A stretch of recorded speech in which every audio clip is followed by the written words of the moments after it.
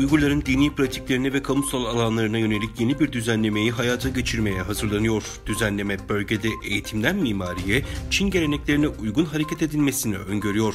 Doğu Türkistan'daki Müslüman halka yönelik sistematik zulmetmekle gündemden düşmeyen Çin, bölgedeki Uygurlar başta Müslüman Türklere yönelik yeni kuralları hayata geçirmeye hazırlanıyor. Çin Küresel Propaganda Global Times'ın haberine göre Doğu Türkistan'daki sözde Şinjan Daimi Halk Komitesi tarafından kuruluşların ve şahısların dini terörizm ve aşırılıkları yaymasını engellemek adı altında yeni bir düzenlemeyle baskıları arttırma kararı aldı. Buna göre ulusal birliğin baltalanması, kamu düzeninin bozulması ve din adına yönetim, adalet, eğitim ve diğer devlet sistemlerinin engellenmesine yönelik tedbir alınacağı bildirildi. ABD Dışişleri Bakanlığı her yıl olduğu gibi bu yılda dini özgürlüğü kısıtlayan ülkeler raporunu kamuoyuyla paylaştı. Bakanlık yetkililerinin açıklamasına göre Çin bu yıl dini özgürlüğü en fazla kısıtlayan ülkeler arasında yer aldı.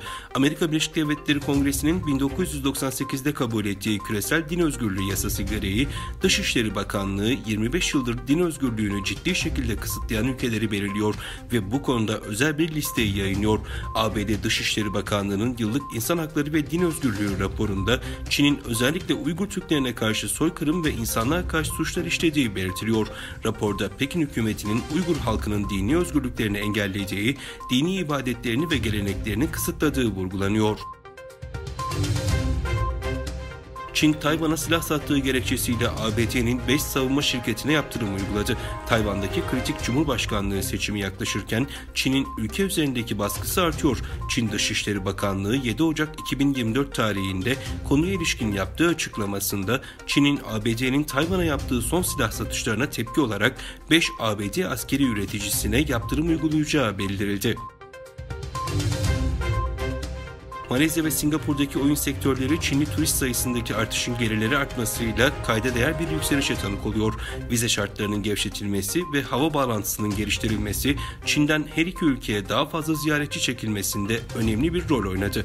Singapur merkezli şirketin yıl ortası finansal sonuçlarında hem gelir hem de düzeltilmiş FAVÖK'te önemli bir artışla önemli bir büyüme bildirildi. İsrail'in Gazze şeridinin orta kesimindeki Deir el-Balah kentindeki Aksa Şehitleri Hastanesi'ni insansız hava araçlarıyla hedef alarak hizmet dışı bırakmaya çalıştığı belirtildi. Ayrıca İsrail ordusunun gece geç saatlerde Gazze şeridinin orta kesimiyle güneyindeki kentlere düzenlediği saldırılarda en az 18 Filistinli hayatını kaybetti. İtalya Dışişleri Bakanı Antonio Tajani, Italiana Stampa gazetesine verdiği röportajda Ukrayna'nın işgaliyle yeniden gündeme gelen Avrupa Birliği'nin kendi ordusunu kurması gerektiği fikrini vurguladı.